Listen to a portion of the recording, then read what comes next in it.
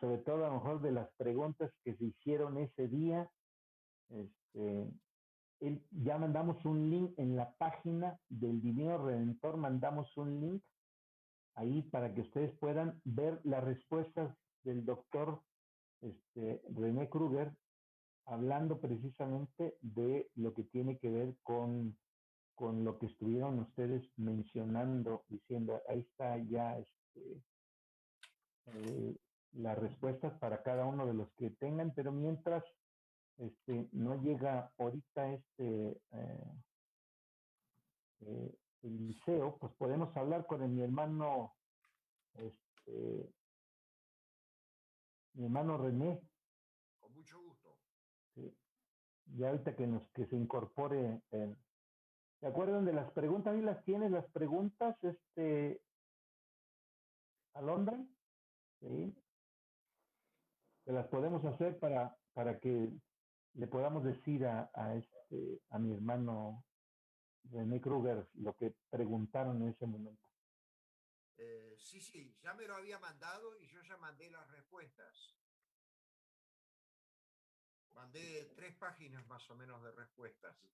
Ajá, muy bien, para que todos aquellos que quieran buscar precisamente en la página y los que están ahorita quieren preguntarle algo al doctor René, no ha llegado el conferencista de Perú, él ya sabía, tenía el ID, pues estaba todo listo como para que hoy nos pudiera acompañar. Espero que no se le haya dado la luz.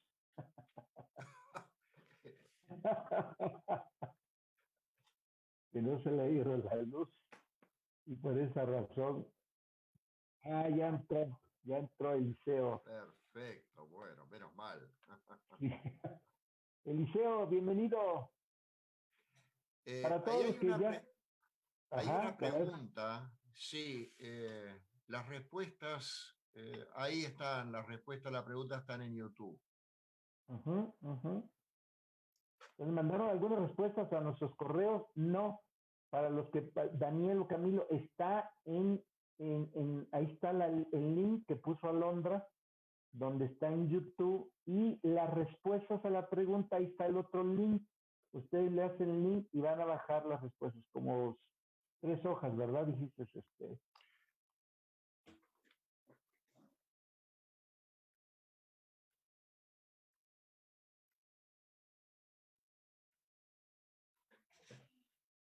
Muy bien, entonces ahí está la información de todas las preguntas que se hicieron. Bienvenido, Eliseo.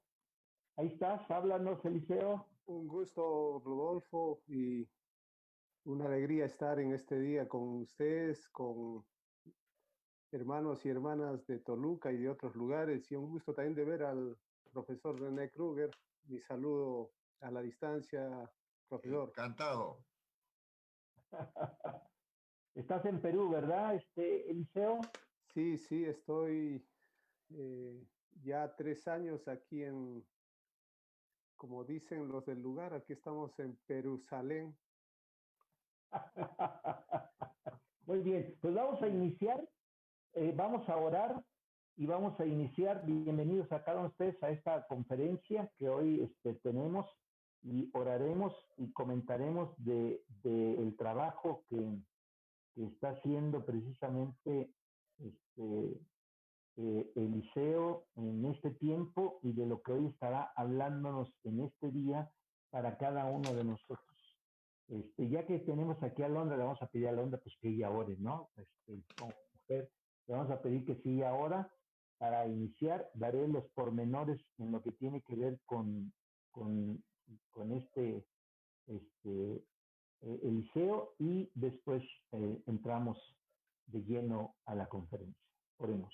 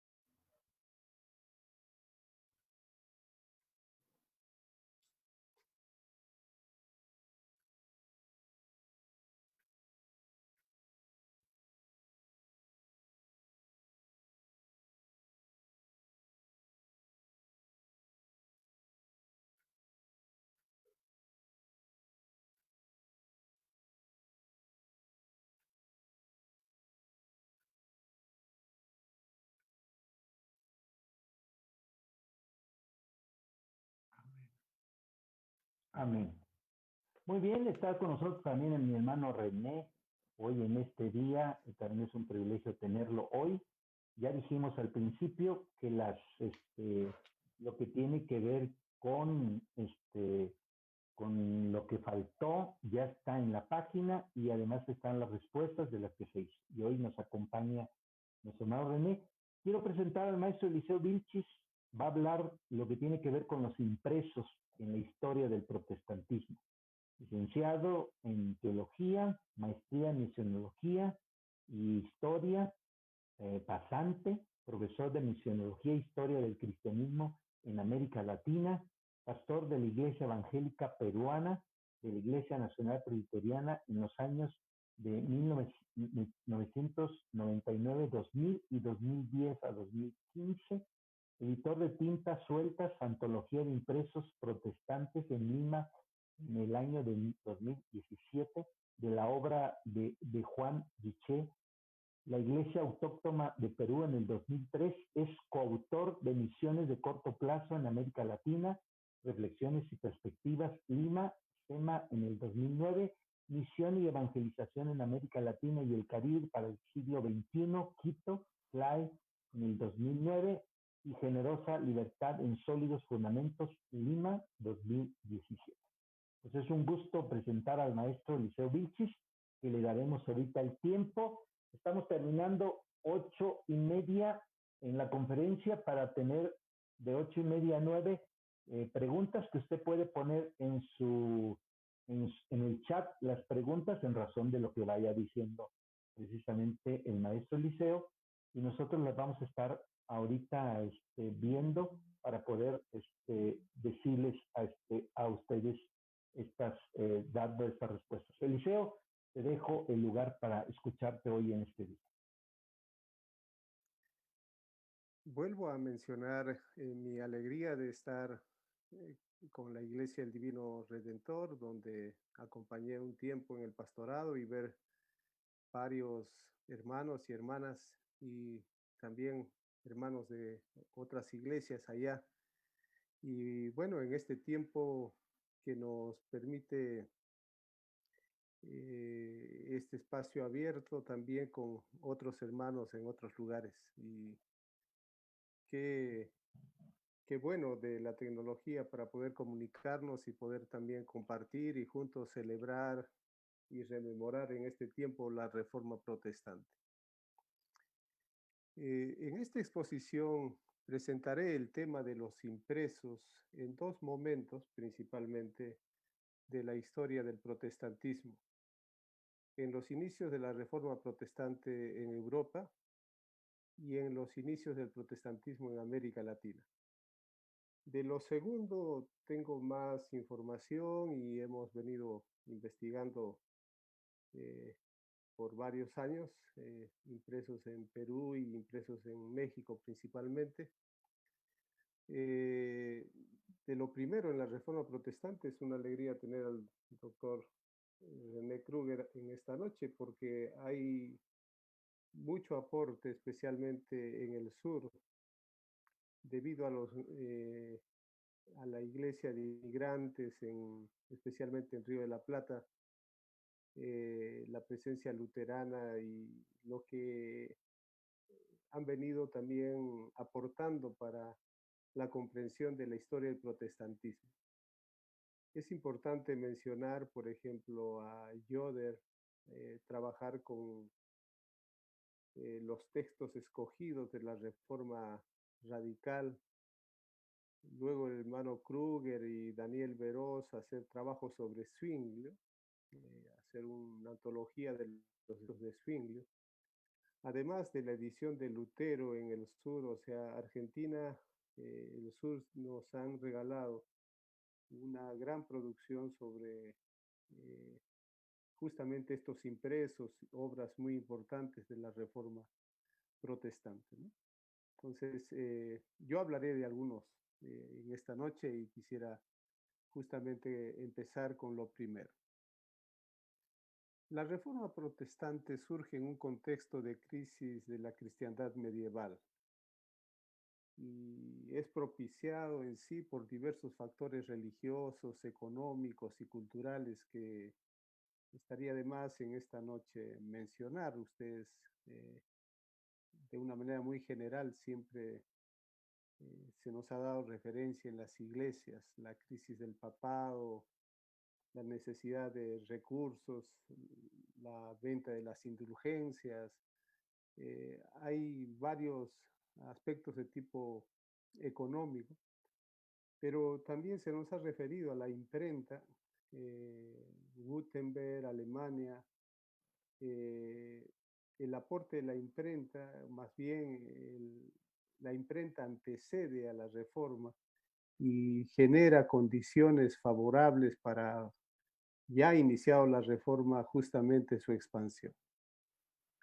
De ahí hablar de los impresos de la reforma protestante es extenso porque no tan solamente se refiere a los textos que Lutero va a producir, sino también a otros. El primer escrito de Martín Lutero, Controversia sobre el valor de las indulgencias, que es un texto manuscrito, escrito en latín, del cual se van a hacer varias copias por la misma necesidad de la convocatoria que hace Lutero, ¿no? Para el diálogo, el debate que va a tener, pero también para su relación especialmente con la Iglesia, enviando una copia a Alberto de Brandeburgo, una copia de lo que para nosotros este texto, que lo conocemos más como las 95 tesis. Es interesante que Alberto de Brandeburgo también va a hacer una copia y va a enviar al Papa. Es decir, estamos hablando de un texto manuscrito que algunos ponen en duda de que haya sido clavada en la puerta de la Catedral de Wittenberg, pero es probable también que sí. Este texto salió del control de Lutero al caer en manos de impresores, quienes lo tradujeron al alemán y lo van a difundir en toda Alemania y también en los países circunvecinos. Está publicado en un panfleto de 4 páginas y hay también algunos impresos en carteles, tanto como manuscrito y también como impreso. Este texto va a tener una difusión y la repercusión que nosotros también de manera bastante general conocemos. Ahora,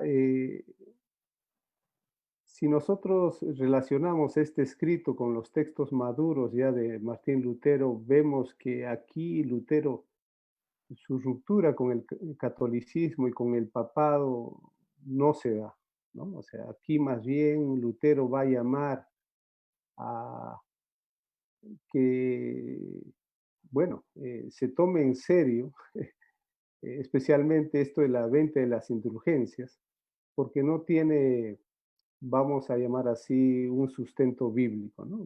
Y ahí podemos hablar de algunas de las tesis de Lutero de 95. Hay varias tesis que tiene más un tono muy respetuoso a la Iglesia Católica y la necesidad de cambio que la Iglesia requiere. Más adelante Lutero va a escribir otros textos que va a generar la ruptura propiamente. Tenemos también algunos sermones ya entre los primeros escritos de Lutero. El sermón que tiene que ver con la excomunión, hay otro sermón que también tiene que ver con la gracia, que van a ser publicados antes de 1520, que van a empezar las obras mayores de Lutero. 20, el 21, van a empezar varios de estos escritos. Ahora, es interesante aquí mencionar que estos impresos no van directamente de la mano de Lutero a la imprenta, sino en algunos casos son recopilaciones que hacen algunos, tal vez cercanos o distantes, tal vez con motivos más políticos, algunos, y los llevan a la imprenta.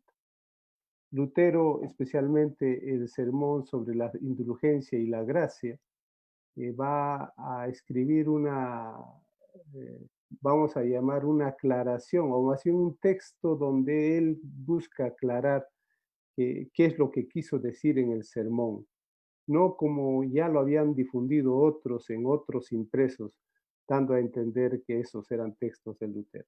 Si bien es cierto, él había dado el sermón y parte de lo que decían los impresos tenían que ver con los argumentos de Lutero, estos ya estaban cargados de una cierta tensión que justamente va a provocar y va a gigantar las tensiones con el Papa.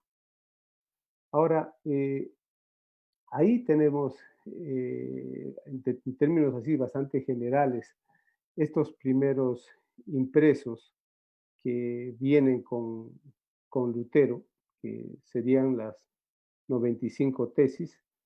Lucien Febvre también va a decirnos de que después va a publicar otro texto un poco más claro de las 95 tesis, ¿no? Entonces hay, si se quiere, hay una o dos ediciones de algunos de estos escritos, ¿no? Porque, como mencionaba al inicio, algunos de estos habían sido escritos en latín, traducidos por otros al alemán, y Lutero justamente va a revisar esas traducciones y bueno, va a mostrar, digamos, una posición un poco más clara o dando a entender qué exactamente quiso decir. Entonces, entre 1517 a 1520 tenemos textos que están en esa tensión. Por otro lado, hay otros textos que tienden a cierto diálogo, ¿no? Por ejemplo, con Tetzel, ¿no?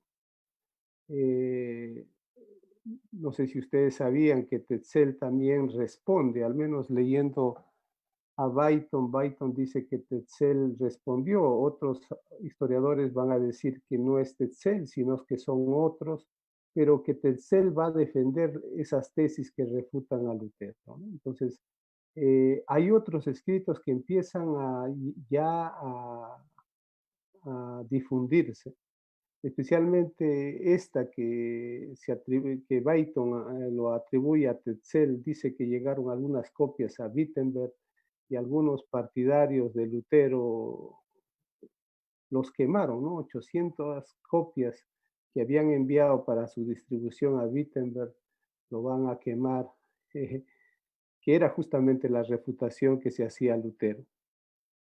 Hay otros textos más adelante también que tienen esta polémica, ¿ya?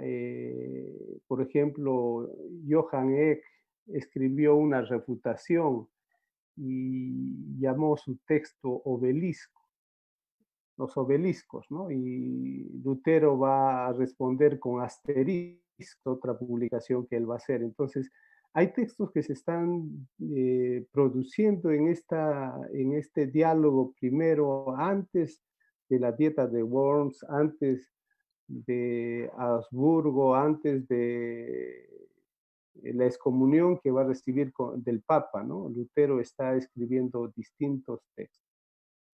Ahora, no me quiero limitar a Lutero.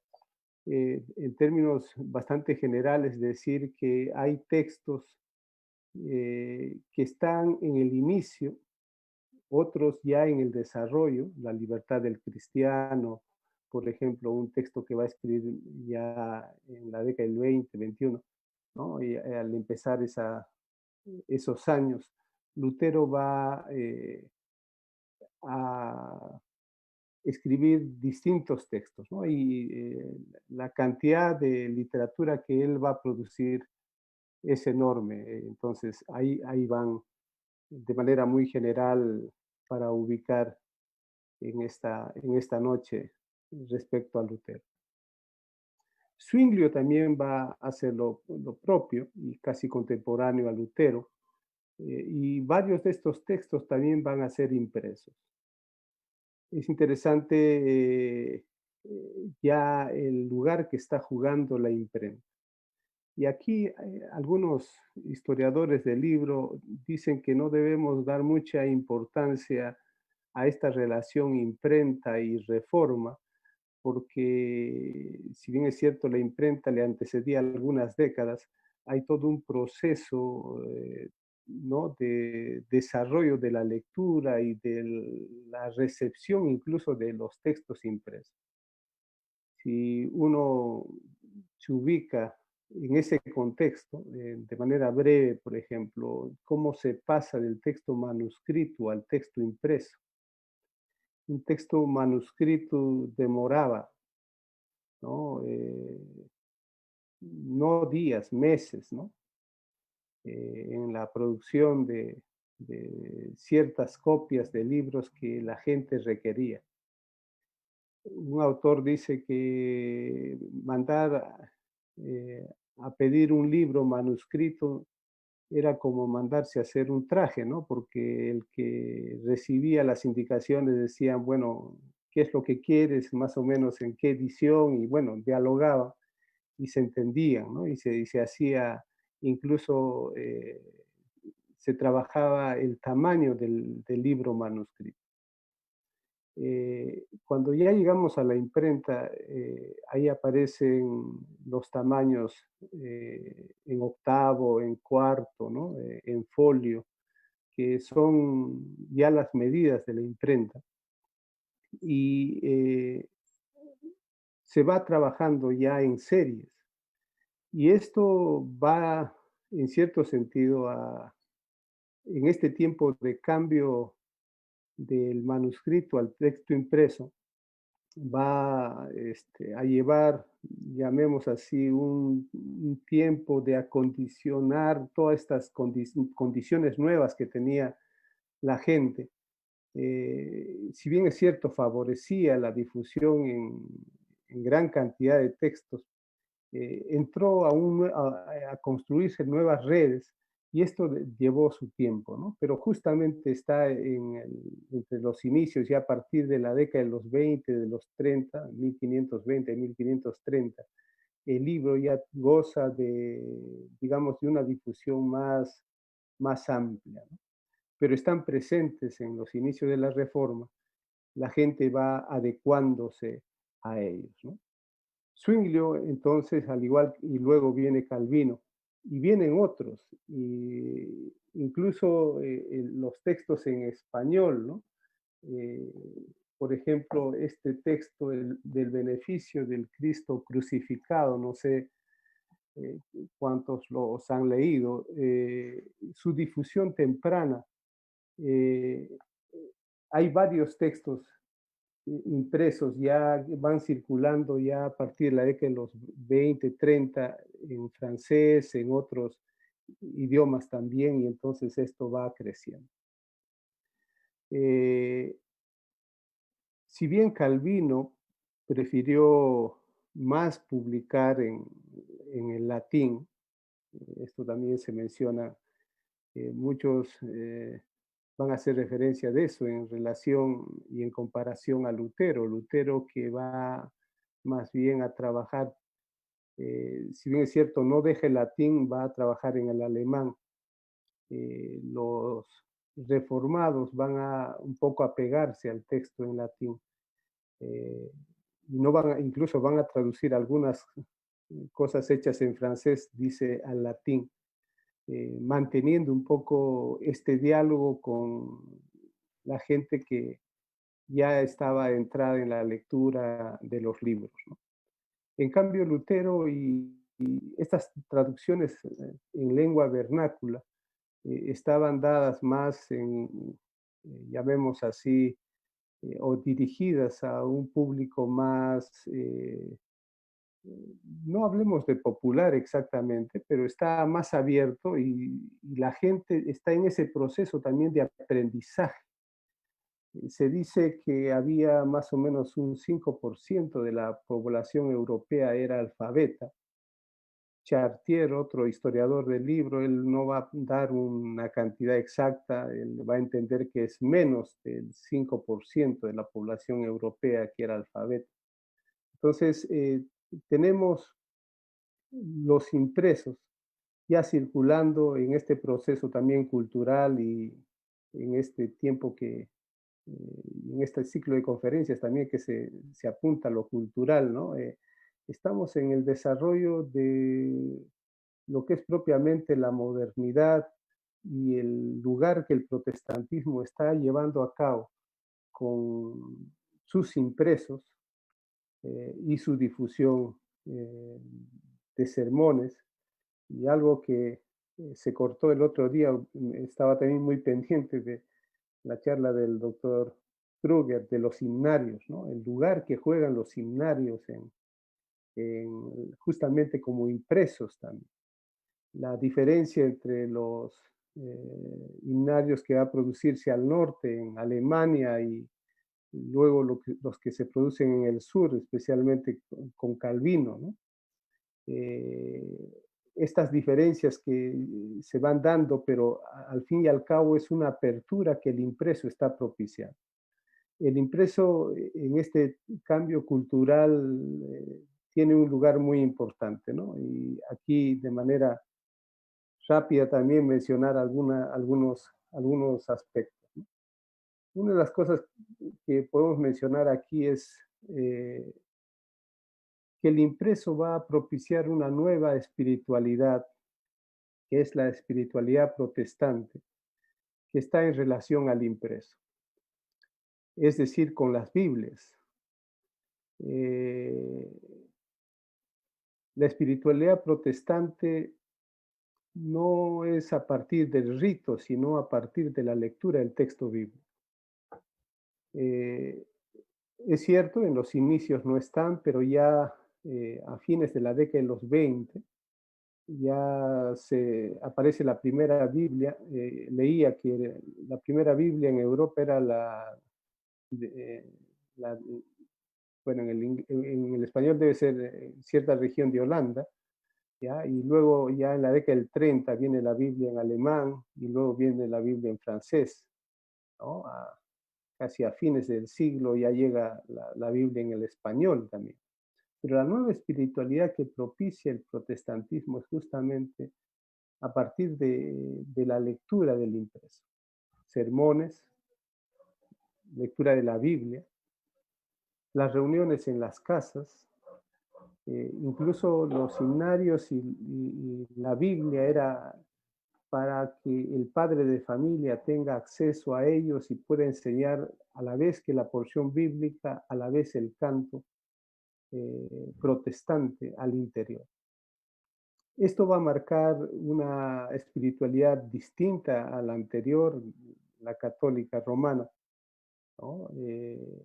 Donde el texto bíblico sencillamente no estaba, llamemos así, al alcance de los padres de familia o al alcance de los pocos o muchos letrados que ya habían en cada ciudad, ¿no?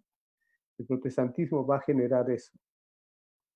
El protestantismo también, por otro lado, va a generar, o más bien va a participar de este proceso de, de la cultura escrita, ¿no? Y de los primeros lectores. Los primeros lectores del impreso, ¿no? Habían lectores de los manuscritos, pero ya estos primeros lectores del impreso van a generar también ciertos tipos de lectura, ¿no? Si bien es cierto, todavía la lectura está anclada un poco con el antecedente de la época anterior, especialmente cuando se habla de los catecismos, ¿ya? Los catecismos tienden un poco a la memorización y a la repetición. También está la lectura individual que está propiciando este tiempo de la reforma protestante en Europa. el impreso es importante en términos de espiritualidad, en términos de, culturales, en términos también económicos. Wittenberg no tenía, bueno, tenía una pequeña imprenta, pero cuando Lutero empezó a producir más y más libros, su pequeña ciudad empezaron a desarrollar, más bien a comprar, a implementar más imprentas y de ahí salían muchos textos.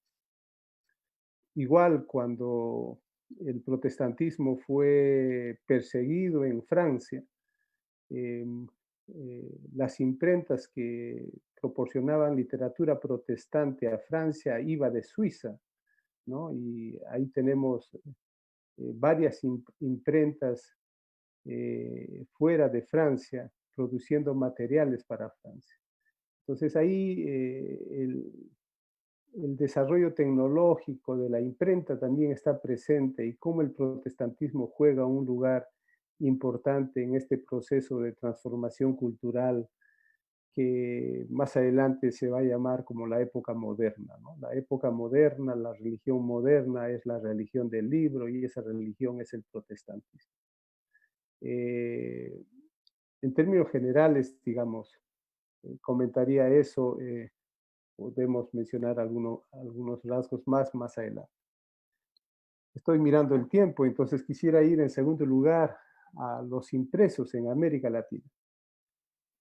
En América Latina también estamos en un contexto, cuando llegan los primeros impresos, estamos en un contexto de transformación y cambio. El protestantismo irrumpe en América Latina en tiempos de la independencia, y esto hay que entenderlo también, no, no directamente propiciado por las revoluciones internas, sino esto se genera en España y empieza en el contexto de crisis política que vive España en 1808 ante la invasión napoleónica a España. El vacío de poder o de autoridad que se vive frente al rey, porque el rey Fernando VII fue puesto, fue hecho prisionero. Ante el vacío de gobierno en España se va a generar justamente las audiencias en América Latina buscando en primer lugar defender a Fernando VII. Los primeros gritos de los padres, ¿no? Morelos, Hidalgo, justamente es viva Fernando VII, están aludiendo, defendiendo la corona. Y de ahí viene un proceso de transición, más bien de gestación de estas ideas de independencia, de autonomía de las naciones, aquí en lo que antiguamente fue colonia de España. Y también de Portugal, hablando de lo que es Brasil. Cuando se dio la invasión napoleónica, es interesante que el rey de Portugal va a escapar a su colonia, ¿no? A Brasil, y el rey español, Fernando VII, va a quedarse y bueno, el vacío de poder va a darse de manera más drástica en el caso español. En ese contexto de vacío, en ese contexto también de apertura a la independencia, a los procesos de independencia de las colonias, de los países, al nacimiento de los países en América Latina, llega el protestantismo. Y también hay ciertas condiciones, hay sociales, condiciones políticas que van a propiciar la llegada del protestantismo. En tiempos de la colonia, hablando de 1492 a 1808,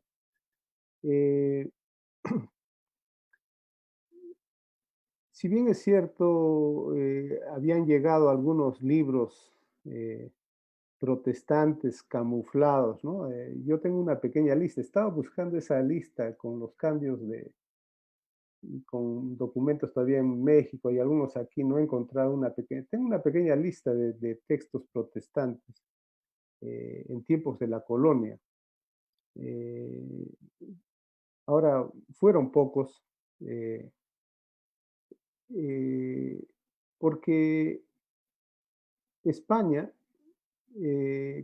cuando zarpaban los barcos hacia América Latina, en los puertos españoles se requisaban, se revisaban bien a todo pasajero, ¿no? Ninguno debía llevar libros protestantes porque recuerden que la, la invasión, conquista, como lo llamemos, de España a Amerindia, se da justamente a los pocos años, ¿no? 1492, 1517.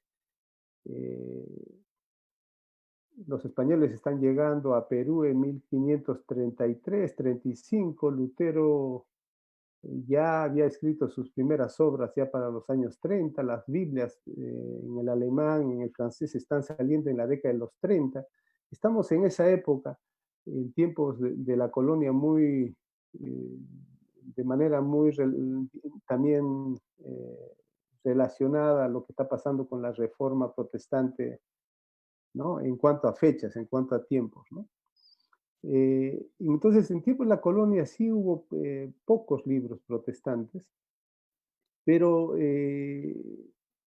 ya dada este nuevo tiempo, este nuevo contexto de independencia a partir de 1808, 1810, las Cortes de Cádiz, los representantes de América Latina que van a Cádiz un poco para debatir qué hacer, y bueno, luego la configuración de los grupos de independencia propiamente, lo primero que va a suceder es que se va a dar apertura para inmigrantes europeos.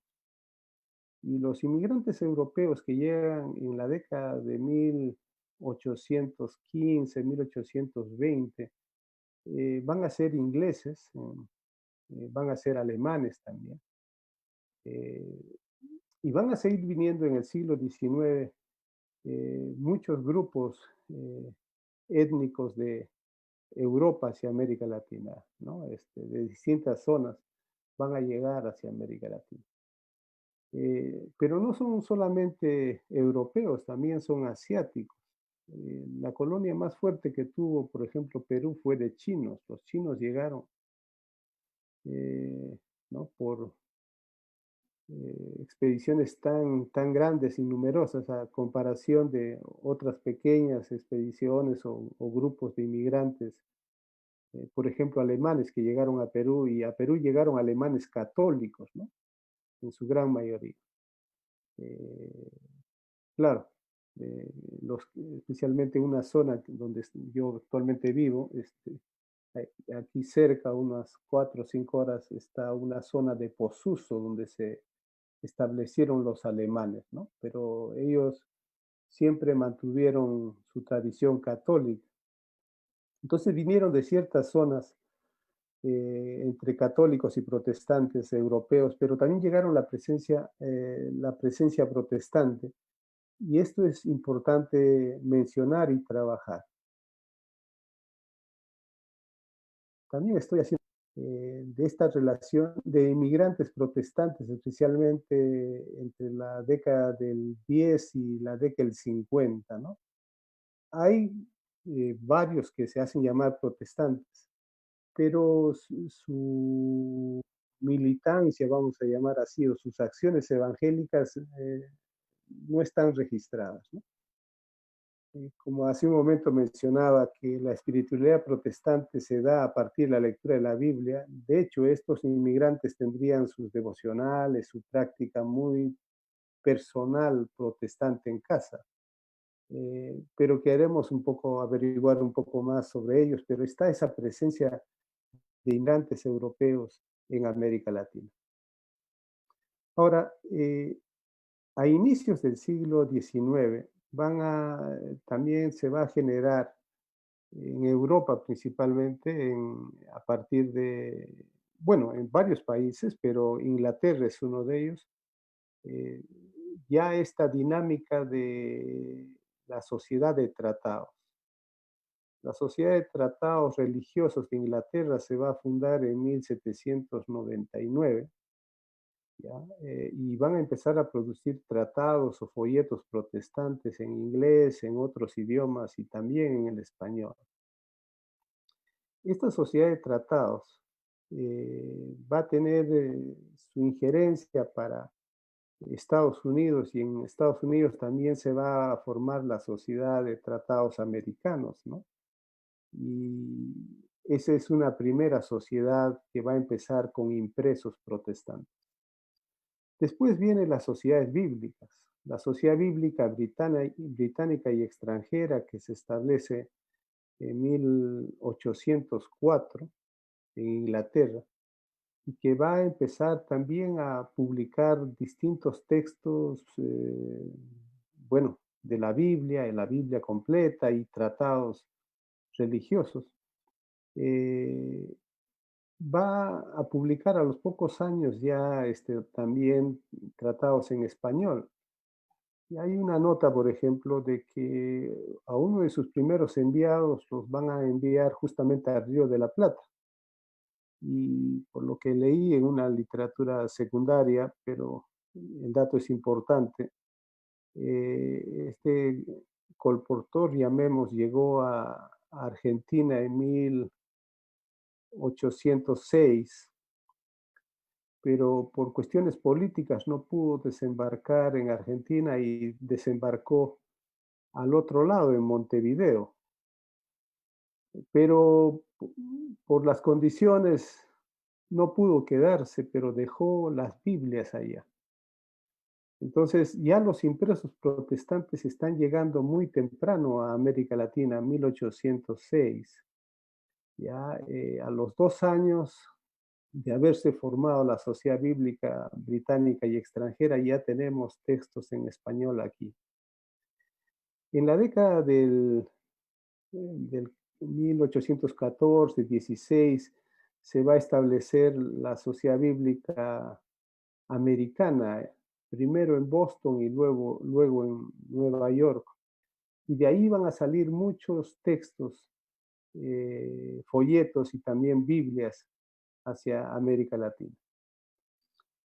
Ya en el siglo XIX, también ya a mediados o pasado mediados de siglo, también se va a producir el primer himnario evangélico. Así se llamaba así, himnario evangélico, ¿no? Que lo van a usar las primeras iglesias evangélicas en América Latina, y que va en cierto sentido a recoger y recopilar también himnos de varios misioneros en los países, ¿no? Por ejemplo, en ese himnario están uno o dos himnos de Santiago Pascoe, quien estuvo en Toluca, también de uno de sus amigos, Carlos Bright, que eran de los Hermanos Libres, eran de Inglaterra. Carlos Bright estuvo en Guatemala, en México y estuvo en Perú, y él es uno de los que va a iniciar la Iglesia Evangélica Peruana, de donde yo soy miembro, ¿no? Participo hoy en día. Entonces, en ese seminario evangélico que lo va a publicar la Sociedad Bíblica de tratados americanos, ¿no? Ahí van a recopilar también cantos, himnos de misioneros en esta parte del continente. Ahora, en esta etapa sería bueno mencionar de 1818 que llega Diego Thompson, Argentina. Es el primer colportor que llega, luego van a llegar colportores de la Sociedad Bíblica Americana. Diego Thompson es de la británica. Van a empezar a llegar y justamente su cargamento son de Biblias y son de tratados. El impreso en nuestra historia. Luego va a aparecer Pensotti en el sur, un italiano que va a recorrer gran parte de América Latina a lomo de bestia, llevando distintos tratados también en esta parte. Entonces, ahí tenemos la llegada de estos colportores. No son los únicos. Pensotti, por ejemplo, va a formar, llegando a Lima, va a formar algunos peruanos para justamente esta tarea del colportaje, y luego los va a enviar a los pueblos, y algunos de ellos incluso van a ser apedreados en los pueblos, ¿no? De mayoría o más bien de totalidad católica, que se va a resistir justamente a la prédica protestante. Los libros entonces y los tratados protestantes van a estar juntamente con los colportores, y luego van a llegar justamente los misioneros de agencias misioneras denominacionales o independientes, que ya llegan a partir de la década de los 70 adelante. La presencia protestante en América Latina va a darse primero con impresos, muy temprano, a partir de, tomando el dato de estos impresos que llegan a Montevideo, 1806, que llegan los primeros impresos de las sociedades bíblicas.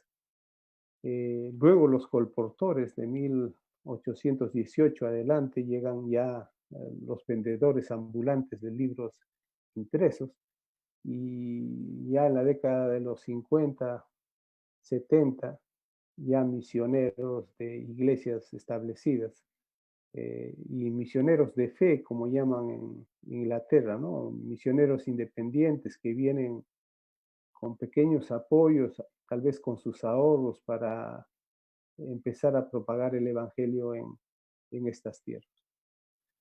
Claro, mencionamos también a los inmigrantes que llegan antes, o en esos distintos tiempos, los inmigrantes protestantes, que van a ser parte también de esta historia. En este sentido, los inmigrantes, especialmente en Argentina, en Uruguay, en Brasil, porque van a establecer lo que Míguez Bonino llamaba iglesias de trasplante, ¿no? Bueno, algunos historiadores llamaban así. En cambio, las iglesias que surgieron en otros países, como en México, son, y eso también hay que revisarlo, porque se nos ha dado a entender que las iglesias en México lo establecen los misioneros, ¿no? Y esto no es así, ¿no? Los últimos trabajos historiográficos que van saliendo en México nos hablan de una iglesia que es justamente formada por el impreso protestante, y con algunos inmigrantes americanos que van estableciéndose en el norte, algunos ingleses que se establecen, en el caso de Santiago Pascoe, que se establece en el centro del país, que va justamente a formar la iglesia de Villada, ¿no? Allá en Toluca. Son inmigrantes que no son exactamente misioneros. Sus tareas y sus oficios son distintos, y vienen a estas tierras justamente para buscar trabajo, pero a la vez también compartir la fe, y son iglesias que se establecen más bien por la dinámica de, sí, de un inmigrante, pero de impresos también, y luego vienen propiamente los misioneros, ¿no? Iglesias de Zacatecas, de Capulhuac y la de Toluca no son exactamente iglesias presbiterianas, ¿no? Se hacen presbiterianas con el pasar de los años, y esto están dando cuenta en los últimos trabajos que justamente están apareciendo en México. Bien, mencionar tal vez en esta etapa del protestantismo en América Latina que las primeras Biblias que se distribuyen en América Latina son católicas. La que trae Diego Thompson es la versión de Exío de San Miguel, y la que distribuye en Lima una mujer sueca en la década del 70 no recuerdo ahorita la versión, pero es una versión católica. Las primeras Biblias que se utiliza que utilizan los pequeños grupos protestantes en nuestros países son Biblias católicas. Conocí a una hermana de Valle de Bravo, allá en México, que me contaba de su abuelita que había comprado una Biblia, un colportor, y que su abuelita les decía, porque en su pueblo no había una iglesia protestante, su abuelita le decía, vaya a la iglesia católica y solamente escuche el evangelio, ¿no? Cuando predican el evangelio solamente escucha eso, ¿no? Al cura no le hagas caso, ¿no? Era un decir de esta mujer porque esa mujer había conocido la fe a través de esa Biblia y siempre a sus nietas les hacía leer ese texto. Y he querido tener contacto con esa hermana que me comentó eso en Toluca y ella me decía, yo tengo esa Biblia, me decía, ¿no? Y quería ver qué Biblia es, sospecho que era justamente la de Exío de San Miguel, que distribuyó un colportor, ¿no? Entonces hay muchas historias de este tipo, que las iglesias o los primeros creyentes en nuestros países fueron creyentes por la relación con el impreso, con el texto, con la Biblia, con un folleto. No mencioné respecto a los folletos. Los folletos, por ejemplo, hay varios folletos que fueron distribuidos en México y en México también se fundó una sociedad de tratados mexicanos, pero esto es ya después de los años 70, 1870. Pero Thompson llega el año 27, 1827 a México y trajo folletos. La pregunta es, ¿qué folleto trajo? Llegaron otros colportores en la década del 40. ¿Qué folletos trajeron? Yo tengo registrado algunos folletos de la década de los 50, ¿no? La religión del dinero, por ejemplo, era un folleto que van a traer en la década del 50. Que había ciertas religiones que les gusta el dinero, ¿no? Y hacía una alusión muy directa a los sacerdotes, ¿no?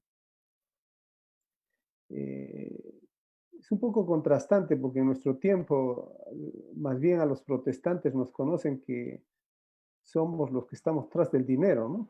Por malos pastores o por esta teología de la prosperidad que hace unos 20 años, 25 años ha venido copando el mundo evangélico en América Latina. Entonces, pero uno de los primeros folletos que se distribuyó en México fue justamente eso, la religión del dinero, y es una crítica en un diálogo contra, digamos, esa práctica de cobros por el sacramento del bautismo, ¿no? Y los matrimonios, etcétera, etcétera, de la Iglesia Católica. Y hay una crítica muy aguda en este texto. Bueno, el tiempo ha corrido y de manera muy general tengo un texto bastante avanzado, pero en algún momento quisiera que esto que he mencionado en términos muy generales, no me he pegado al texto, un poco he dejado que fluya la reflexión esta noche, ¿no? Pero espero compartir algo de esto más adelante en un pequeño texto. Gracias, Pastor Rodolfo. Si hay alguna pregunta, con todo gusto. Sí, hay algunas preguntas que ya se hicieron hace un instante. Déjame preguntarte. Dice David Escobar. Hola, buenas noches, hermanos, buenas noches. Mi pregunta son, al hablar de la reforma protestante, ¿es aplicable en la actualidad el término protestante? Al hablar de reforma protestante, ¿aún es aplicable en la actualidad el término protestante? Hay que explicar eso en razón a su origen. Cuando Lutero publica sus tesis, no se conoce como protestante, se conoce como protestante a partir de la declaración de los príncipes. cuando los príncipes van a tomar una posición, ellos van a decir nosotros, los príncipes alemanes, ¿no? Nosotros protestamos. En otras palabras, eso de protestar tenía que ver con declarar que nos vamos a basar en la Biblia, que nuestra fe se va a basar en la Biblia. Bueno, hay toda un inicio de este término, ¿no? A partir de ahí se va a llamar lo de protestante. Pero es interesante, en la iglesia de Capulhuac, cuando a la iglesia de Capulhuac lo atacan, en 1873, si no mal recuerdo, lo apedrean la iglesia de Capulhuac ahí en el Estado de México. Hay un pequeño escrito de los hermanos que dicen, nosotros protestamos. Entonces, este término de protestante en nuestra historia ha sido muy recurrente en relación a la otra iglesia que era intolerante, en el caso de América Latina, porque los de Capulhuac van a hacer referencia de eso de nosotros protestamos. Entonces, yo creo que eso de protestante tiene una explicación histórica. ¿Hasta qué punto hoy en día lo podemos usar? El otro término es evangélico. La iglesia en Alemania se llamó evangélica. La connotación de evangélico, y en ese sentido sería muy bonito que trabajemos los sentidos de lo evangélico, y especialmente cómo se entendió lo evangélico en la Reforma Protestante en Alemania, cómo se llega en el inglés a los evangelicals, ¿no? ¿Qué connotación tiene? ¿Qué connotación tiene este grupo de evangélicos en Estados Unidos y cómo entendemos lo evangélico en América Latina? Hay sus diferencias, ¿eh? O sea, no quiero que nos relacionemos todas estas, ¿no? Y hay sus diferencias, pero en América Latina esto de evangélico fue muy importante. La Iglesia Presbiteriana en México, a partir de los años 90, recién pone Iglesia Nacional Presbiteriana de México. Antes era Iglesia Evangélica Presbiteriana. Mi iglesia en Perú, en sus inicios, ¿qué nombre ponerse? Ellos dijeron, no, ninguna, ni bautista ni presbiteriana, Iglesia Evangélica Peruana. O sea, buscó los misioneros que venían de distintas tradiciones, dijeron, hay que establecer una iglesia para todo protestante en el Perú. Esa era la intención, pero eso ya sencillamente ya no responde en este tiempo, ¿no? Entonces, lo evangélico ha tenido una cierta connotación en su inicio, pero ha ido cambiando también. Esto en relación a la pregunta, ¿no? ¿Por qué protestante, evangélico? Y bueno, estos nombres que todavía van a seguir siendo parte de configurar nuevas significaciones incluso, ¿no? Tiene su significación, sí, pero habría que trabajar más al respecto para nuestro tiempo, dar una nueva significación o retomar también lo del pasado. Dice, como iglesia, el mismo hermano, como Escobar dice, como iglesia presbiteriana en México, a través de las publicaciones del Faro se están introduciendo e imprimiendo los escritos que realmente necesitamos tener como reformados.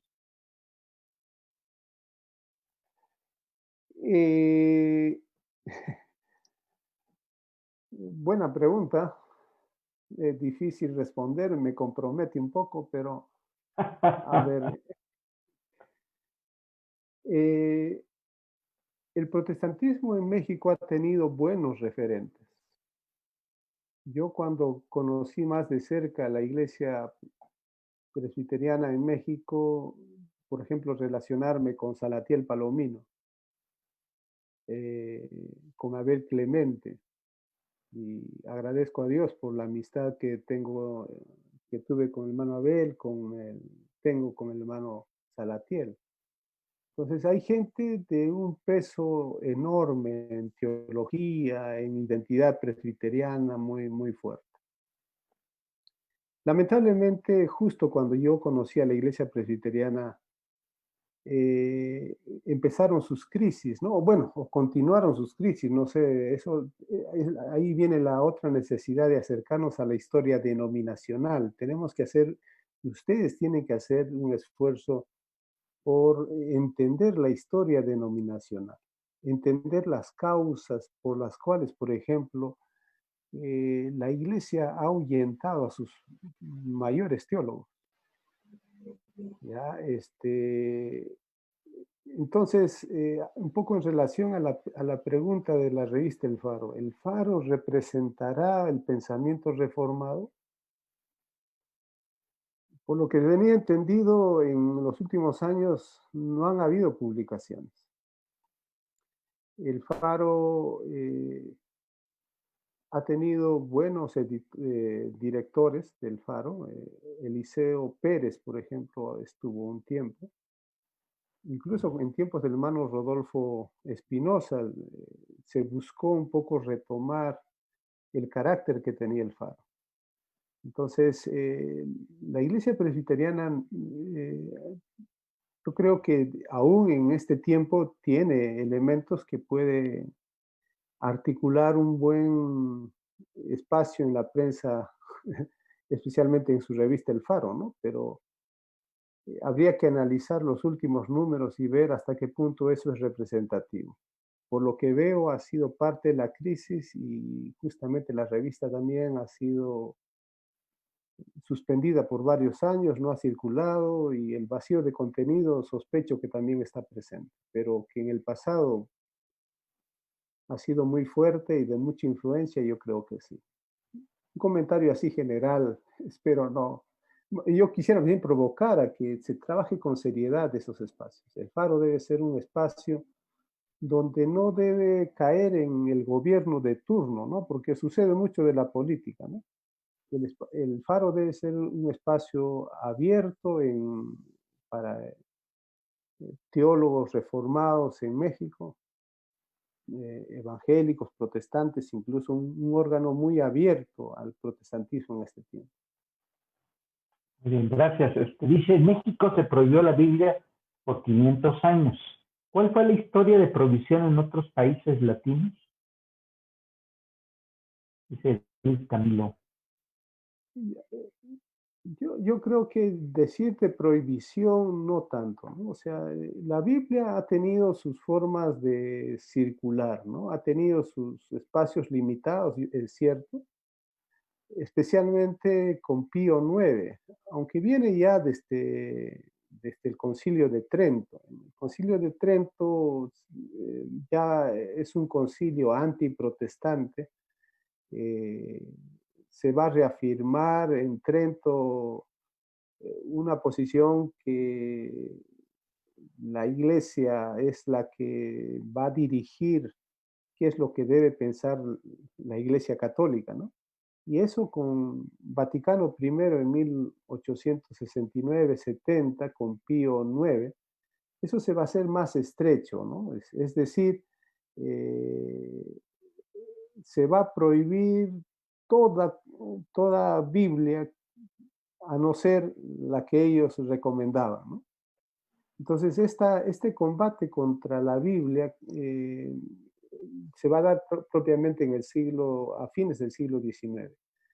Algún historiador en México ha dicho que el catolicismo del siglo XX va a ser muy tridentino y muy Pío IX, muy conservador, y que el catolicismo anterior fue un poco más abierto, incluso al texto bíblico.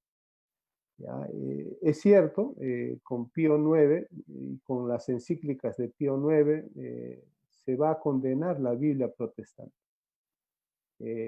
Sin embargo, o sea, el mundo católico fue muy amplio. Ustedes ayer escucharon al hermano Carlos Martínez y él les habrá explicado, por ejemplo, de Casiodoro de Reina, que parte de su convento tienen acceso al texto bíblico, trabajan en el texto bíblico. Al igual en América Latina, yo creo que hay que redescubrir. Yo he estado, por ejemplo, conseguí una lista de los archivos peruanos y qué Biblias tienen. Y me sorprendió ver distintas versiones de la Biblia incluyendo algunas protestantes, ¿no? Estoy hablando en tiempos de la colonia, o sea, ahí están. Hay incluso una página web que publica los libros que tienen estas, y especialmente Biblias que tienen estos archivos, ¿no? En términos del siglo XIX, sí fue Pío IX y la Iglesia Católica fue muy antiprotestante, ¿no? Se combatió de manera muy directa al protestantismo. Y de ahí también surge, las primeras generaciones del protestantismo latinoamericano, surge un anticatolicismo. Entonces, esto también es parte de esa reacción, ¿no? Muy bien. Pusieron a alguien y el legado del capitán Brenton. No sé, comentar algo. Sí, hace tiempo leí algo, pero mejor no recuerdo. El que llegó a Acapulco, entiendo. Sí, son pequeñas chispas, ¿no? Son pequeñas chispas, pero bueno, habría que ir a algo más específico. Me quedaría ahí. No dice más. Dice, pudiera decirme, dice la maestra Anita, pudiera decirme que el alfabetismo de los mexicanos desde la llegada de los españoles propiciaba que la religión católica dominara la población y no les diera herramienta para tener acceso a textos protestantes y por consiguiente espiritualidad cristiana.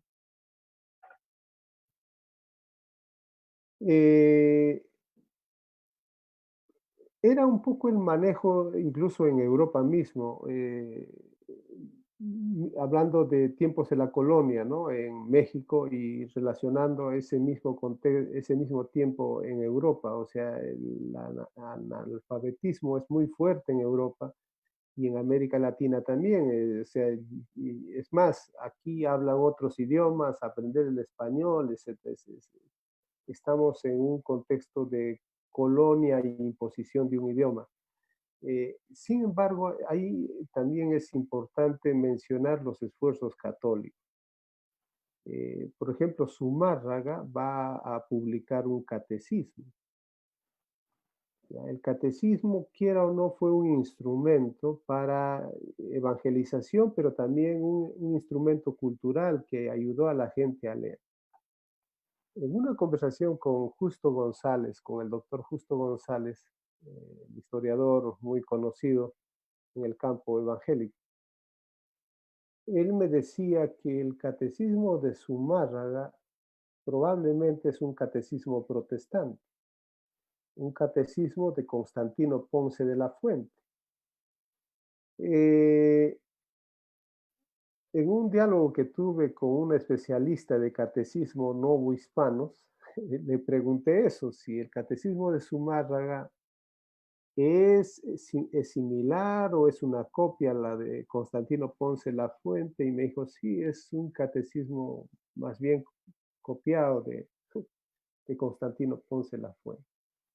Constantino Ponce La Fuente fue un protestante español llevado a la Inquisición. Ahora, ¿cómo Zumárraga toma eso? Hace falta meternos a ese punto y dar una explicación mayor. Es decir, aún en el contexto de América Latina de dominación católica, estuvo un catecismo, pongamos así, con cierta relación protestante y con cierto espíritu de querer que ese catecismo pueda ser comprendido por la gente, ¿no? O enseñado a la gente. Entonces hubo esfuerzos de ese tipo. Dice Xavier Flores, hay historias durante la colonia que cuando los piratas o corsarios llevaban Biblias protestantes, les fueron confiscadas cuando los capturaban. Como un comentario, ¿no? Y dice aquí, ¿por qué se le llama teología de la prosperidad a lo que en realidad no es teología en el sentido estricto? Claro, en sentido estricto no. Bueno, yo creo que sí, en cierto sentido, cuando empiezan a explicar lo que Dios para ellos demanda o exige, ¿no? Entonces, en ese sentido es un cierto esfuerzo de teología. Claro, no va a ser una teología cuestionada propiamente, ¿no? La teología, como dijera algún autor, es una palabra de hombre. La revelación, la escritura es diferente, ¿no? Quien hace teología a partir del texto bíblico va a acercarse a entender los propósitos de Dios, ¿no? Va a acercarse al Evangelio. Quien hace teología a partir de otros intereses hará otra teología, pero no es bíblica, ¿no? Entonces, la teología de la prosperidad en ese sentido está distante en muchos aspectos del texto bíblico, ¿no? Dice Gabriel Flores, ¿hubo presencia bautista cuando llegó el protestantismo aquí en México? Ahí viene la lucha, quién fue primero, ¿no? Si los bautistas o los presbiterianos. Claro, nosotros lo pensamos hay veces en términos sectarios, ¿no? Como que pensamos que la iglesia ya viene establecida. Mira, Melinda Rankin, ella no era presbiteriana, ella era congregacionalista, perdón. Y cuando ella viene hacia la frontera entre Bronxville y Matamoros, ella está buscando financiamiento de iglesias y toca varias iglesias en Estados Unidos. Y al final un presbiterio en los Estados Unidos le daba el apoyo y ahí viene una relación con el presbiterianismo. O sea, no hay un esfuerzo sectario entre los pioneros del protestantismo en México. Y en América Latina también podemos decir esto. El interés de esos evangélicos protestantes es que el evangelio llegue a la gente. No que los bautistas, no que los presbiterianos, sino que el evangelio llegue a la gente. Y claro, Melinda Rankin va a tener el apoyo presbiteriano y entonces se va a consolidar su apoyo, etc. Ahora, Thomas Westrup, quien se convierte en México, él es un inglés, se convierte, tiene relación con, va a trabajar también con Melinda Rankin, pero está también otro, se me ve el apellido Hickey, creo, en el norte. Este es bautista y entonces ahí tienen, de pronto ellos deciden abrir la obra bautista en Monterrey, entonces ya vienen estos derroteros. Y ahí viene un poco una pregunta que hace poco en las redes sociales se estaban haciendo, ¿no? ¿Cuál es la primera iglesia o cuál es el primer templo protestante que se construye en México? Algunos van a decir la iglesia bautista en Monterrey y otros van a decir, bueno, la iglesia en Zacatecas, la iglesia presbiteriana, ¿no? Entonces, pero no hay que atizar los sectarismos, ¿no? El evangelio ha llegado y en algún momento algún historiador dará cuenta cómo han sido estos procesos y quien sea primero es lo de menos, ¿no? Dice, buenas noches, Belinda Campuzano. ¿Los seminarios a qué parte de América llegan primero? Juntamente con los colportores. Ya creo que pasado la década de los años 60, 1860 adelante, o 70, me parece, esos seminarios van a empezar a llegar. Incluso va a haber la edición con música y sin música, ¿no? Y es un himnario que empiezan a usarlo todas las iglesias. Después aparecen los himnarios denominacionales. Muy bien. Aarón Dorante dice, ¿qué versión de la Biblia es mejor para estudiar? Bueno, cada uno tiene sus propias... yo trabajo mucho con la Reina Valera actualizada, la Reina Valera 60, y me gusta la Biblia El Peregrino de Schopel, ¿no? Trabajo, que es católico, entonces trabajo con las tres por lo regular. Muy bien. En esas épocas, dice Doris Morenos, ¿hubo restricción en la venta de Biblia? Sí, esta actitud, por ejemplo, les comentaba de que cuando hubo una refutación a Lutero y Tetzel y otros imprimieron esta refutación y imprimieron y llegó a Wittenberg, llegaron estos textos, ellos los quemaron. O sea, partidarios de Lutero quemando textos, llamemos así, católicos.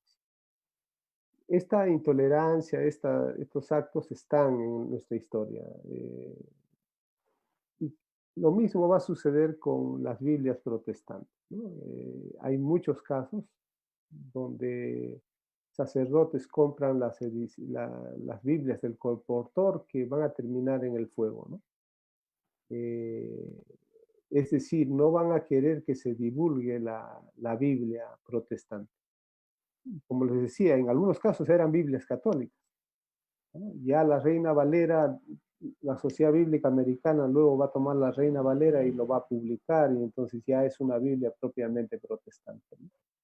Pero estas reacciones van a estar, ¿no? en la historia. ¿La Biblia Sío de San Miguel es una Biblia católica romana? Sí. Álvarez Báez pregunta. Sí. Y hubieron otras, o sea, también ahí cabe decir, la Biblia que nosotros tenemos, la de Reina Valera, no es la primera edición, la primera versión en castellano, hubieron otras.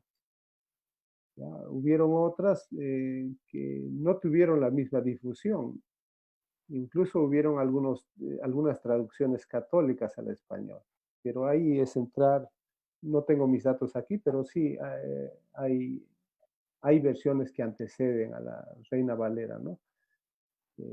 No es la primera versión en español. Dice, los impresos han sido base y acicate para la reforma protestante. Ahora, con esta nueva forma digital y cibernética de acercarnos a la palabra y literatura cristiana, ¿estamos a las puertas de una nueva reforma? No creo, porque si nos damos cuenta, y hago una autocrítica, por ejemplo, a mi persona y al uso de estos medios, ¿no? La pandemia a nosotros nos agarró desprevenidos.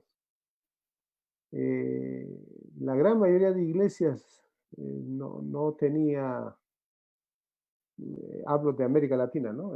Páginas web, publicando sus sermones, con equipos de filmación. O sea, no estábamos haciendo uso de la tecnología de nuestro tiempo. Estamos entrando poco a poco. No creo que hablemos de una nueva reforma, ¿no? Espero que se dé un nuevo tiempo de que la iglesia evangélica pueda avivarse, ¿no? Yo creo que es en el retorno de la palabra, ¿no? O sea, yo creo que ese principio protestante es vigente, ¿no? Y la necesidad de las iglesias a que el evangelio pueda ser lo central en su dinámica, en su espiritualidad, en su misión, es importante, ¿no? ¿Hasta qué punto estos espacios virtuales nos permiten estudiar más la Biblia? Creo que habrán esfuerzos loables en ese sentido, pero la mayoría me parece que no, ¿no? Es algo muy subjetivo esta respuesta. Muy bien. Bueno, hay saludos de parte de Jorge, saludos de Puebla, de la familia de Elsa Campuzano, que Ofelia te saluda. Gracias por la ponencia. Otros que dicen, estuvo muy claro la ponencia, no hay nada que preguntar. Pues es básicamente lo que hay de preguntas. Y si no hay ninguna pregunta ya para el maestro Eliseo Vilches, queremos agradecerle este tiempo. Saludos, dice de Arsenia González, Saúl. Dice, hay una pregunta aquí, la última que pusieron a Ron Dorantes. ¿México sería la base para un avivamiento en América Latina? Bueno, yo me he movido en México en espacios muy definidos, ¿no? La iglesia presbiteriana y la iglesia bautista en los últimos años. Estoy colaborando con el seminario bautista también. Pero no veo, ¿no? O sea, por ejemplo, esto es en relación a la pregunta. Si algo hizo Lutero frente a la Iglesia Católica es entender que su tradición estaba distanciada de las Escrituras. Y algo que yo veo en México más bien es una iglesia que está muy agarrada, tomada muy fuertemente de su tradición. Y lo digo con mucho respeto, o sea, ahí viene el gran desafío. La tradición tiene su lugar en nuestra vida. La tradición no hay que desmerecerla, ¿no? Yo lo explico muchas veces con tortillas, ¿no? O sea, la tradición mexicana es comer el guisado con tortilla. La tradición peruana, el guisado lo comemos con el arroz, ¿no? Son tradiciones culturales, ¿no? Lo importante es comer, lo importante es alimentarnos, sea con tortilla o con arroz. El gran problema en la tradición, cuando la tradición pesa, es que uno dice, no, yo como con tortillas solamente, ¿no? O yo como con arroz nada más. Es decir, le damos más lugar en este caso, a un insumo, ¿no? Y hacemos que eso defina nuestro comer. Y en México yo creo que hay que desprenderse de la tradición, no sé si es el término desprenderse, o poner en un segundo lugar la tradición y valorar el texto bíblico, buscar entender los nuevos caminos que la iglesia tiene que recorrer. Cuando uno tiene la tradición, uno ya sabe qué hacer. Entonces, uno es elegido y lo que va a hacer es repetir la tradición, ¿no? Y entonces, la iglesia está cuidando, y voy a usar un término que es muy reiterado en México, ¿no? Tiempo y forma, ¿no? Todos sus acuerdos tienen que estar en tiempo y forma. Es un signo de la tradición. Hay muchas cosas que trascienden y hay veces deshacen ese tiempo y forma y Dios está actuando de otras formas. Y hay que abrirnos al Evangelio. Yo terminaría con eso, pero agradecer los saludos de varios hermanos y amigos que están en este tiempo. Y quisiera proponerte algo, Rodolfo, está el hermano Kruger. A mí me gustaría escucharlo, por lo menos un comentario muy general de él. El aporte de él va a ser más amplio en Reforma Protestante. Nuestro hermano Kruger, entiendo que acaba de publicar otro libro muy importante sobre la Reforma. El texto sobre Zwinglio es importante, ¿no? Pero por lo menos me gustaría escuchar un comentario de él. Pero bueno, agradecer, hermanos, ha sido una noche muy bonita y estar con ustedes. Como en algún momento les he mencionado, mi corazón es muy mexicano por el tiempo que he estado allá. Y Dios mediante, el próximo año estoy allá ya nuevamente también de retorno. Un gusto, hermano. Muy bien. Hermano René quiere hacer un comentario que le permite. Sí, yo quiero colaborar con el hermano que hizo esta exposición muy interesante desde Wittenberg hasta Perú, México, Argentina, Uruguay, etcétera.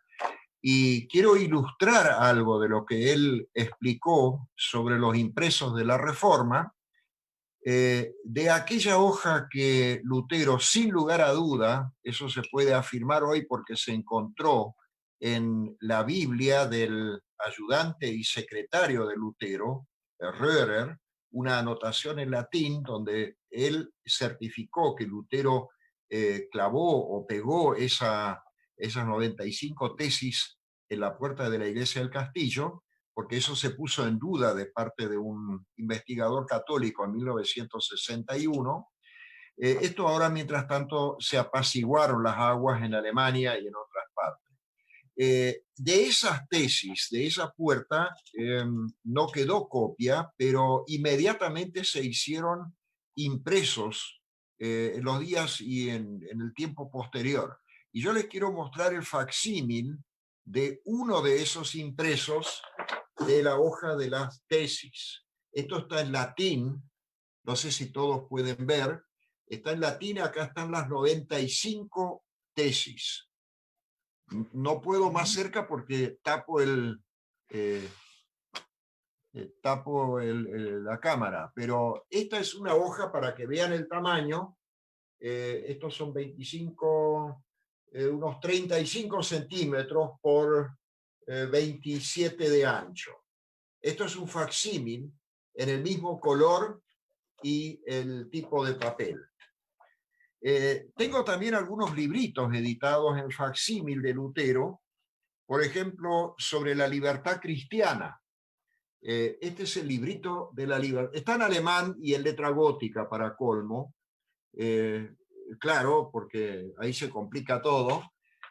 Así era un impreso y este es el tamaño del impreso, el tipo de libro. Como hoy tenemos un tamaño estándar de, por ejemplo, 14,5 por 22 de alto, bueno, este es uno de los formatos en el que Lutero publicó numerosos de sus escritos. O sea, él no tenía imprenta. Cranach tenía una imprenta y había otras imprentas que trabajaban con las ediciones de Lutero. Así se veía esto. Este es sobre la libertad del cristiano. Y esta es su famosa carta sobre el arte de traducir, porque a él le atacaron de parte católica algunas cuestiones de la traducción del texto del Nuevo Testamento. Y entonces él en 1530 escribió esta carta, una especie de carta circular donde él explica cómo se debe traducir, y es una base incluso hoy estudiada por aquellos que están estudiando traductorado, porque él plantea una nueva teoría de la traducción, porque las Biblias que había y otros textos anteriores a él en alemán, había 18 Biblias, eso era una especie de latín alemán, porque estaban traducidas no de los originales como lo propuso la Reforma y como son las Biblias de la Reforma, sino de la Vulgata latina, y mal traducidas, porque era un latín alemán o un alemán latino. Para leerlo bien hay que tener presente el texto latino-alemán. El texto latino, entonces se entiende ese alemán. Y bueno, esta es la famosa carta sobre el arte de traducir de Lutero. Tengo más cosas. Tengo un museo de la Biblia entero, pero no lo voy a traer ahora porque los voy a aburrir. Pero esto es un facsímil de un librito de oración. El librito de oración, que tuvo varias ediciones, esta es la de 1529, y tiene una peculiaridad muy interesante. O sea, en este librito de oración hay un calendario, están los salmos, hay un montón de oraciones, pero tiene una peculiaridad que lo convierte en algo único. Tiene las historias de la Biblia ilustradas en unas 50 láminas con muy poco texto, para hacer lo que el conferencista dijo esta noche, que el padre de familia se reunía, cuando sabía leer, con la familia de noche y les leía la Biblia. Usaban también el catecismo para eso, cantaban. Para esto el material fundamental era Biblia, himnario y catecismo. Pero esta es la primera Biblia para niños del mundo. Lutero tiene varios récords. Es el primero que después de 1100 años, después de San Jerónimo, tradujo la Biblia de los idiomas originales. El primero. Lutero es el primero que publica la Biblia en un idioma de la modernidad, aplicando las teorías modernas, digamos, de la traducción, y no apegándose a una traducción totalmente literaria, sino trasladando el mensaje del texto y no simplemente las palabras como lo hace un traductor mecánico, y hasta el Google sabe hacer esto. Lutero también es el primero que hace una Biblia para niños. Esto era insólito.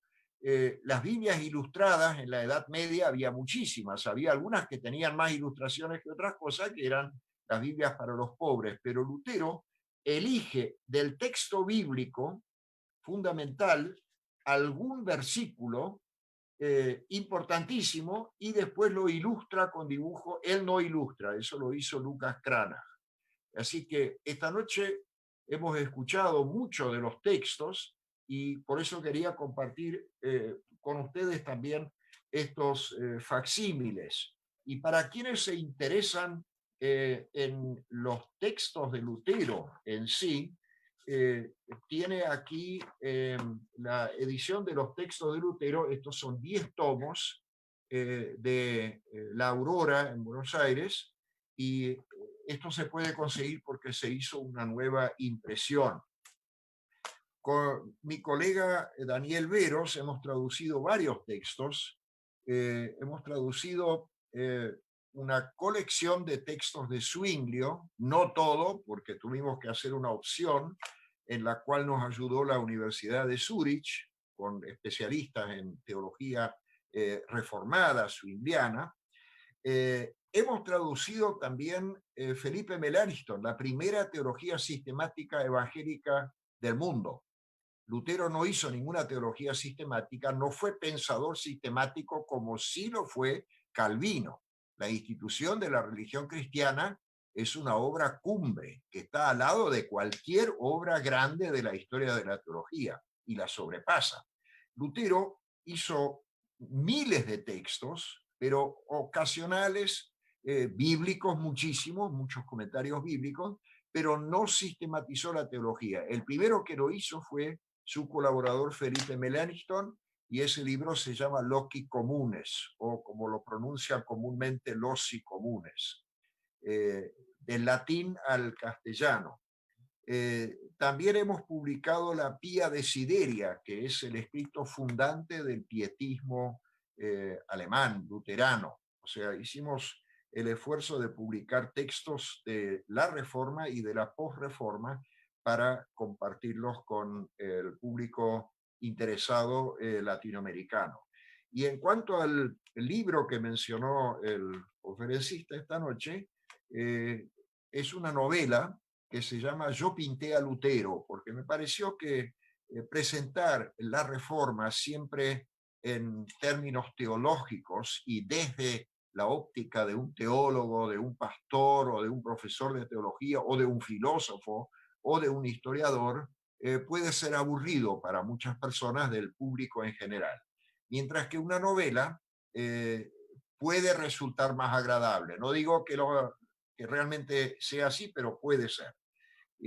Y entonces elaboré una presentación de la Reforma desde la óptica de un pintor que trabajó con Lucas Cranach en el taller de pintura de que estaba en Wittenberg y que pintó toda la Reforma. Y entonces tiene también un poco más de libertad para criticar a Lutero, sobre todo en 3 temas.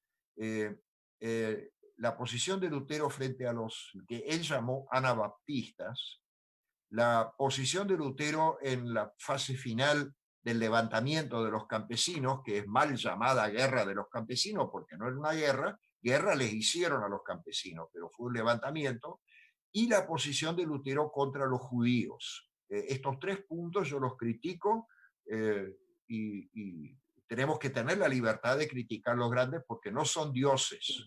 Nos hablan de Dios, nos ayudan a entender, nos acercan la Biblia de Dios, pero no son dioses. Son seres humanos con sus errores. Bueno, este es el libro que ustedes ya pueden conseguir en México porque en la iglesia local, en varios lugares, fundamentalmente el Sínodo Mexiquense y el Seminario de Toluca hicieron una edición. Les muestro un ejemplar.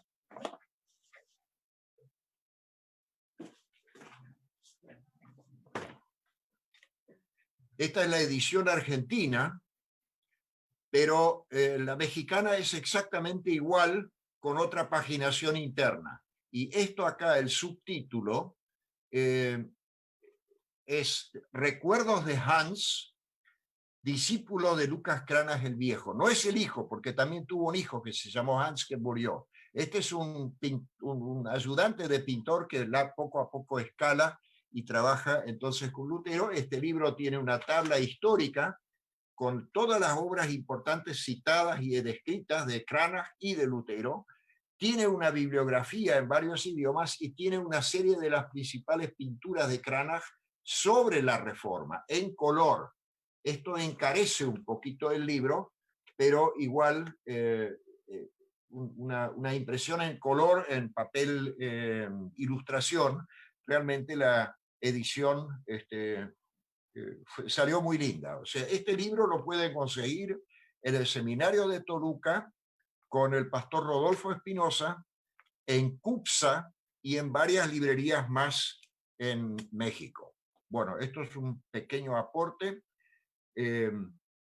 Con respecto a la Biblia que se ha preguntado, la Biblia del Oso es la primera que se tradujo íntegramente del hebreo y arameo y del griego. Pero en el caso del Nuevo Testamento había dos ediciones que eran anteriores y que el traductor Reina usó en parte en su traducción. Y en el caso del Antiguo Testamento, él agradece y usó en buena parte la Biblia judía, una traducción judía, la Biblia de Ferrara. Pero era la primera vez que se hizo desde los idiomas originales. Había una serie de Biblias previas a la Biblia del Oso, eso es cierto, pero traducciones de la Vulgata. Bueno, esto es para completar con ilustraciones y algunas cosas actuales la ponencia, por la cual yo le agradezco mucho al colega y agradezco la oportunidad de compartir esto con ustedes. Y espero verlo al colega alguna vez en Perú, nos hemos visto un par de veces en México. Gracias, hermano René, gracias, Eliseo. Hay muchos saludos aquí de parte de las personas. El libro es Yo pinté a Lutero. Va a haber el viernes a las 6 de la tarde, hora de México.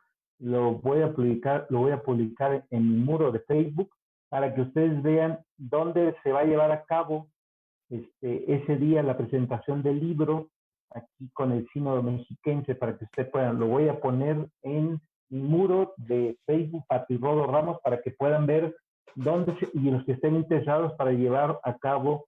Tengo también lo que tiene que ver dónde se van a vender el libro y todo, y el costo, por supuesto. Entonces, los saludos de la Iglesia Luterana en Oaxaca. Si me permite, colega, a las 6 hora mexicana es una conferencia sobre el sacerdocio universal. La presentación del libro es a las 19 horas, o sea, a las 7 de México. A las 7 sí, de México. Exacto, 7 de México, entonces el viernes lo ve media hora, porque vamos a tener nosotros 7:30, ¿verdad? Puede estar media hora ahí viendo la presentación y se viene con nosotros a las 7:30, que vamos a cerrar el ciclo de esta semana de la Reforma. Dice algunos saludos de la Iglesia Luterana en Oaxaca, mandaron una liga donde está precisamente las tesis aquí. Hablan, saludos, dicen que tienen un himnario evangélico de 1870, propiedad de Agustín Mercado, bisabuelo de la familia, que tiene que ver con Norma, Mariana, Ana Débora, aquí de Toluca.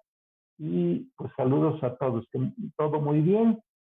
Pues vamos a pedirle antes de terminar para orar que abran su cámara, vamos a tomar la foto. Si está despeinado, póngase algo arriba para que pueda salir. Vamos a tomarnos la foto. Alondra nos va a ayudar ahorita a tomar la foto para todos los que están. Entonces lo toma en 3 partes, no sale en una sola. O sea, si no quiere abrir su cámara está bien, pero ya le invitamos a que la abra la cámara y ahí Alondra nos va a tomar la foto. Sí.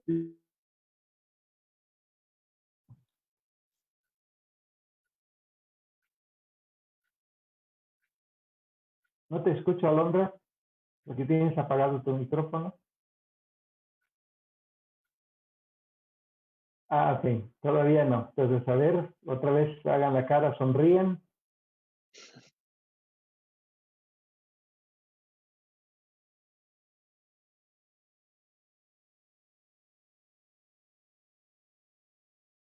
Ya está, muy bien. Agradecemos a Eliseo Vilches la aportación.